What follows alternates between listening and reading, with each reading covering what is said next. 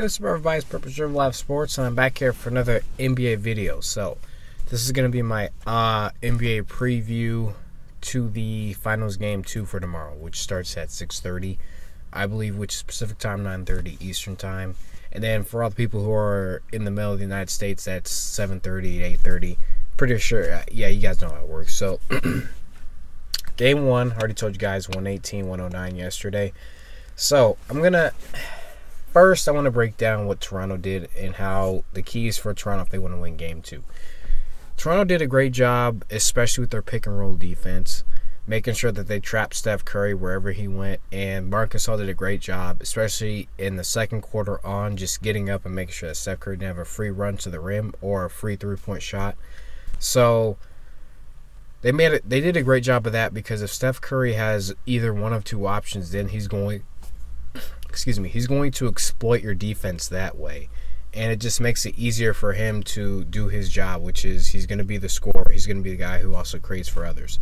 And by doing that, they made sure that he couldn't really hit the roller, either as Draymond Green or Kevon Looney. Whenever somebody trapped him, they did a great job of extending their arms, making sure to block his view. That was, to me, one of the best parts of their game. Also, I already talked about Pascal Siakam yesterday, but once again, him just being that guy that when Kawhi Leonard wasn't going, he was just there to make sure that he got a good shot, which to me, all his shots were good shots. He was either at the rim or taking a good three-point shot and just making sure that he was very efficient. And to me, if they have a guy, if Kawhi Leonard's not going to be on, because to me, he's not going to have a great series, I think, because Golden State's going to make sure that his shots are contested and that he's going to be trapped. They have a guy like Pascal Siakam or a different guy stepping up every night, that's going to help them make this series stay competitive. Because if people are missing shots and then you have Kawhi who's being trapped, if people are just missing, then this can turn bad, because Golden State's defense is great, but all those other guys just have to make sure that they're making shots and stepping up. And also Kyle Lowry, him not having a great game could be bad, especially if Kawhi Leonard's not having a great game. The other guys aren't having a great game. So, but what happened was that Marc Gasol had 20 points, 7 rebounds. Fred VanVleet had 15 points. So the scoring was diverse. Everybody was getting in. So to me, that was really the difference. And Golden State starters, besides Curry and Klay Thompson, those were the only two guys who had over 20 points. Besides that, Draymond had 10 points, but to me, the difference was that everybody on Toronto, to me, contributed by having at least 5 points. That's what I thought happened. So that's going to be good for them. And if they can if their transition stays up, then Toronto's going to have a very competitive series, and they can give Golden State fits. Because Golden State, like I said, they're a great defensive team. But if you really want to catch any defense off guard, you have to be able to score in transition and get them out of position. And to me, you're not going to score a lot on Golden State in a half-court offense, but if you can get to them in transition and making sure that you're turning their turnovers into points, then you can stay in the game. Because to me, ultimately, it only takes a quarter for them to really take you out of the game. So, and because they go on these runs, Golden State, like I said, can take you out of the game. But them answering Golden State's third quarter with their third quarter of their own and just scoring and just having Pascal Siakam answer, to me, almost every shot, then that's how they won Game 1, and that's how they continue to be competitive. For Golden State, now, they did play. It was a really weird game for them, where, of course, we know that they were rusty. They didn't really take care of the ball. But to me, the best thing they did was making sure Kawhi Leonard was not getting off, because had that happen, and then you have Pascal Siakam scoring 32, to me, this becomes a blowout. So that part of their defense was excellent. Steph Curry, to me, him getting going early was good for them too, at least, because I think him establishing himself in this series early like he did, even though he didn't shoot great, he shot 8 of 18 and 4 of 9 from 3. Him just establishing himself was great. He also shot 14 of 14 from the free throw line, so being aggressive is one thing that's going to help his team also, because him just not just shooting shots is not going to help this team, but him getting to the free throw line as well.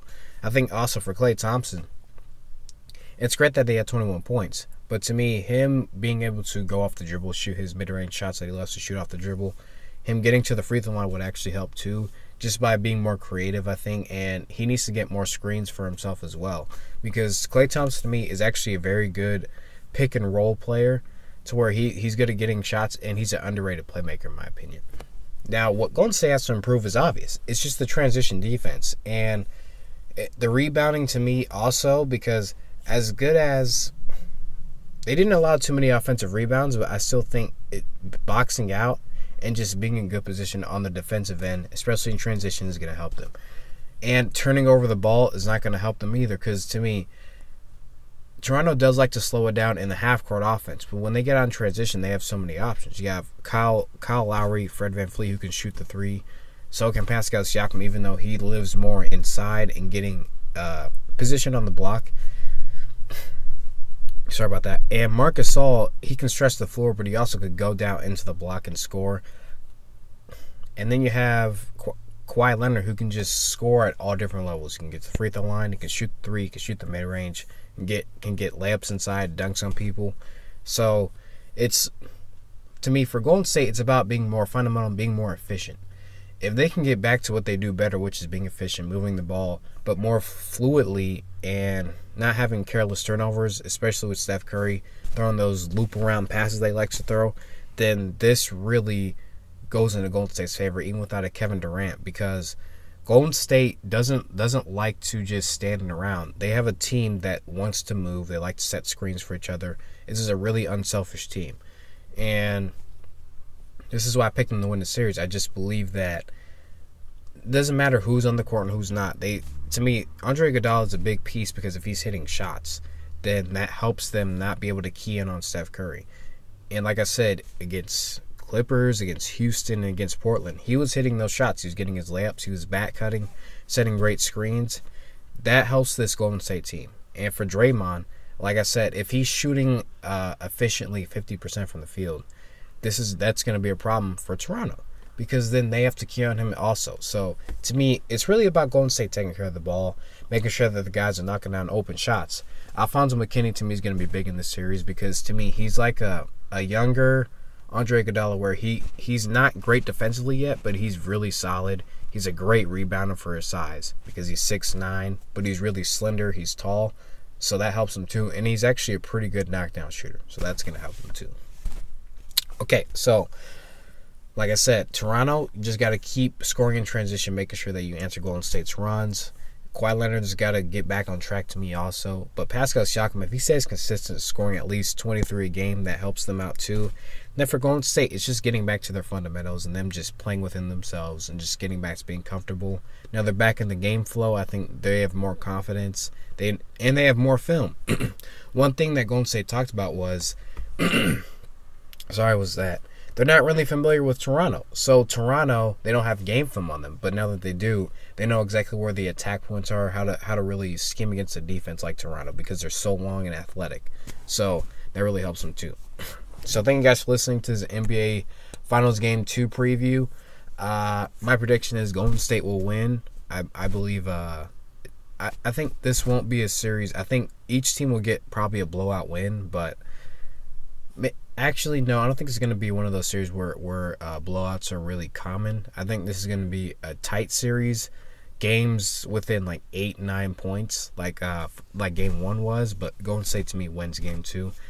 I believe the confidence is back because they have film now. They're back in the game flow, back to practicing, and they know what to expect. So that helps them out. So thank you guys for listening again. That's going to do it for this video, and I'll see you guys in my next video.